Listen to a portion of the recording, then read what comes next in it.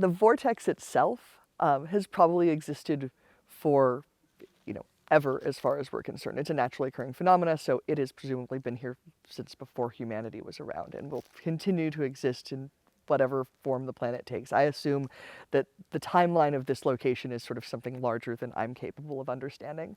As far as humanity's awareness of this place goes, the Takelma people are likely the first people to have known about it. They lived at the bend of the Rogue River for at least 3,000 years. I was doing some reading. It looks like possibly as much as 6 or longer. And with that much time down at the bottom of the hill, I suspect that they had managed to make it up here at some point in the tribe's history. But our legend, which said they came riding up the hill on horses, they discovered their horses would not enter the area, so neither would they, and they named it a forbidden ground. To me, at this point in my life, it has the flavor of the more creative history that a lot of people liked to tell for the purpose of marketing and sales that has very little to do with what actually was going on. So I don't know how the Takelma found this place, what they called it, or why. I do know horses can't stand the area, but I don't know if the Takelma are the first people to have noticed that. Now, next people to discover this place, and we have a pretty solid timeline on them, is the prospectors. Lots and lots of hopeful miners all over the West Coast looking for gold with a fair amount of luck, because this is Gold Hill. We had aptly named for all of the mines that were placed on all of the hillsides around the area. Now, this particular mine was run by the Old Grey Eagle Mining Company. Their 10-stamp mill was opened in 1890, and the miners had a lot of issue up here with getting things to weigh and measure out correctly. Their pack mules didn't like this place, but they stuck around because, of course, there was a lot of gold. At some point in the middle of the mining, there was an engineer and surveyor up here by the name of William McCullough who contacted his friend John, who was down in California, also, of course, on the West Coast for the gold rush. And he said, "Hey, you're a physicist as well as an engineer. This place doesn't make sense. We're having trouble with measurements. We're having things not weigh out correctly. This is more your ballywick than mine. You need to come up here and check this place out." So John Litster came up in 1914 and presumably then purchased the claim from the Grey Eagle Mining Company, took over this area of land and began running his experiments. And he ran experiments here from 1914 all the way through to 1945. His first theory he opened with in 1930. He ended up with a second theory that he worked out through correspondence with Einstein. Both of those are shared as part of the tour when you come through, though to be quite honest, while the theories both are sound in as far as they go, neither of them quite works out in the end. What are those theories? Well, so the first one is called theory of refracting light. The other one is called the mass change theory. And I'm going to save the details of them because that's part of the tour. Oh, okay. Gotcha. So how long have you been doing this for? So I came down to start doing this in 2006. So I am officially on my 15th season of doing this. My husband grew up here, so he had a bassinet in the gift shop. So we met in 2004 and we came down together so that we could start doing this and let my mother-in-law begin the slow work of starting to retire. And so we've been working on that handoff over the last number of years. So we'll be the third generation in the family to take over the business. And then if one of my kids wants to continue the work when they're older, they would be fourth. Cool. So, yeah. So, and you get this question probably 10 times a day, I'm assuming. So take me through a couple of the top 2, 3 just strange things that you've experienced. I mean, you mentioned the height change, but I didn't know if there were other things too. Well, so the tactile sensation of the place is very unique. Not everyone can experience that, though. It's one of the sort of odder things about this area. It's usually about a third to half of my tour will feel as though the whole world is rocking back and forth a little bit. It feels like an ocean motion sensation. I describe it as feeling like you're standing in an invisible ocean and the water's pulling at your toes, and you have just this little bit of a pull. And that can make people get some very different physical reactions to the place depending on who they are. So, and it can vary from positive to negative depending, again, on the person. So on one hand, you will have people who get ocean motion and then they get woozy. A lot of that can actually be fixed by just remembering that the feeling is real, because a lot of the time, because you look at the ground and the ground's not moving, but you feel like the ground is rocking back and forth, your head ends up in an argument with itself, and it'll make you seasick because your eyes disagree with the physical sensations you're experiencing. But it will cause also euphoria on the other hand side of things. So sometimes, people, they're like, oh, I'm feeling like I have a headache, I'm feeling tired, it's making me feel queasy. But then other people, they're like, they feel euphoric, they feel light. I've had people say, this helps with my fibromyalgia pain or my back pain. For me, it cured my morning sickness for all 3 pregnancies. This is not a consistent phenomena for all women. I have always gotten along really well with the vortex. So for me, even when I'm really tired, I will feel really awake once I'm here, even if I haven't gotten enough sleep, and that will fade when I hit the bottom of the hill. I've had other employees complain that they're really hungry up here all the time. They want to do nothing but snack all day long. And they blame that on the vortex because they're like, I'm not like this when I'm not here.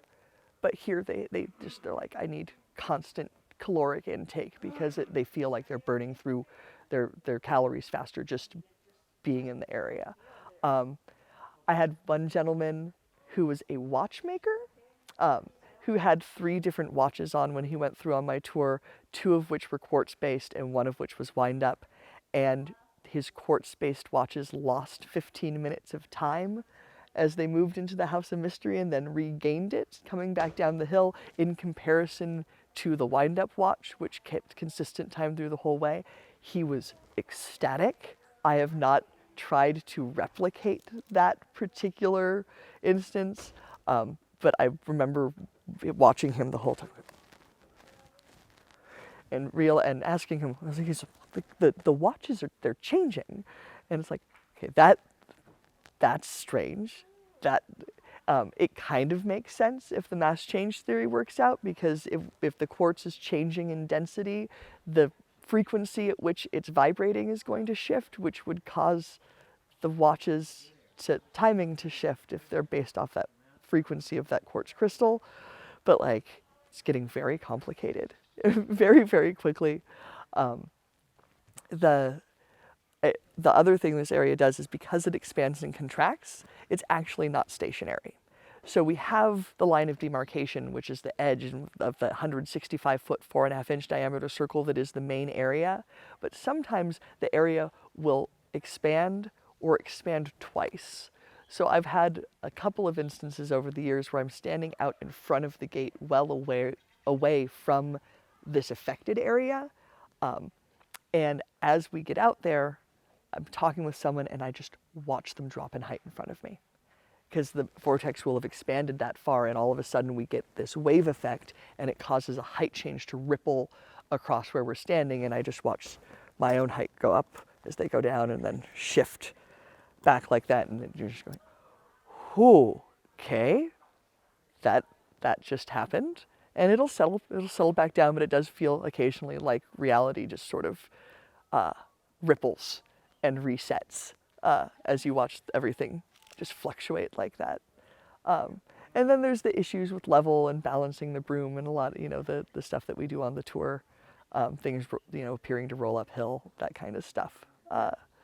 But the tactile sensations and like watching the shift of this place, and though also, honestly, I love the people.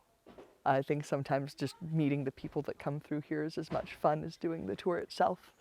Hearing everyone's personal ideas and opinions and theories about what could possibly be going on is delightful, especially, well, if you're a people watcher.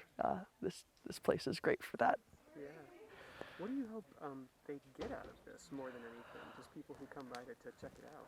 Well, so what I think the main purpose that I sort of view the Vortex as having as this tourist attraction is doing what we do is creating tangible, interesting science. Um, a, a lot of people come here for a lot of other reasons outside of the science of it, and we leave that all to personal opinion. And if that's what you're here for, then we're usually happy to discuss it after the tour. But the tour itself is about getting people to engage in the process of science on sort of a basic level. I think people forget that science isn't just the compendium of knowledge that we've developed over all of these years. It's the method and the language that we use to discover things. And so we go through this logic process and ask the question, show how to rule out the answer, move on, ask more questions, show how to rule out those answers, and actually run the tests and show that we're not clear what's happening because we can go through these steps and use logic to find answers or not. And you're left with a tangible mystery, but also a feeling like you got to put your hands in it, and you got to take the box and shake it and like feel it for yourself.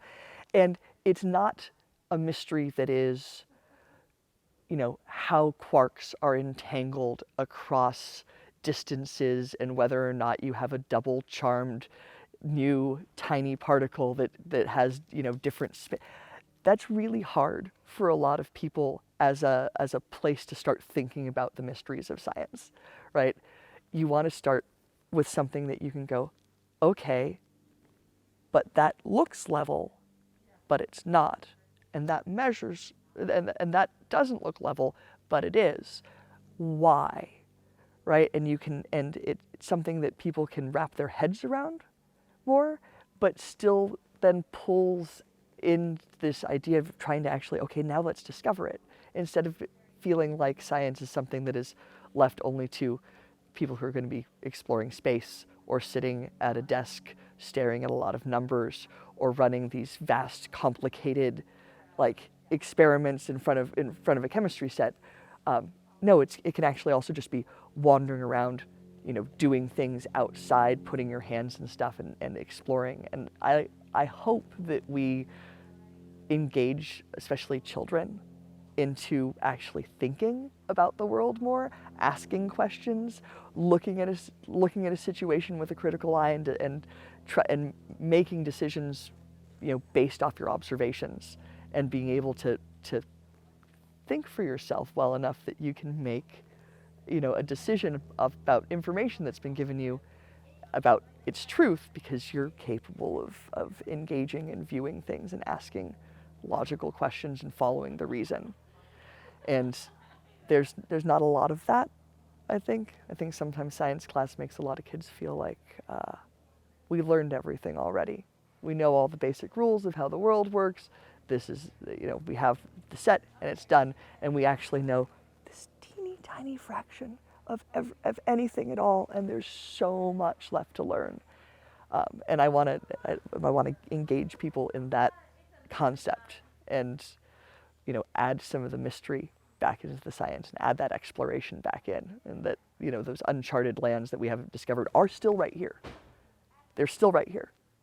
Like, there's all sorts of things that we don't understand about just our planet and how the world works around us, and I want people to want to engage in that more.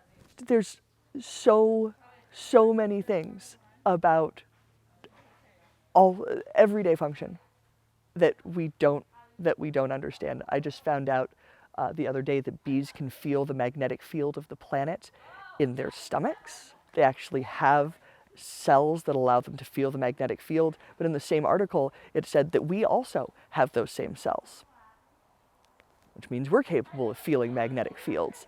And what does that mean? What does that do for us? It explains why some people probably can tell where north is, but like, what is that actually, like, what do we experience that as? Like, there's just so much about even how we function as creatures that we don't know, I think the way we talk about science sometimes loses track of that. We're very proud of everything we've learned instead of being very humble about everything we don't know.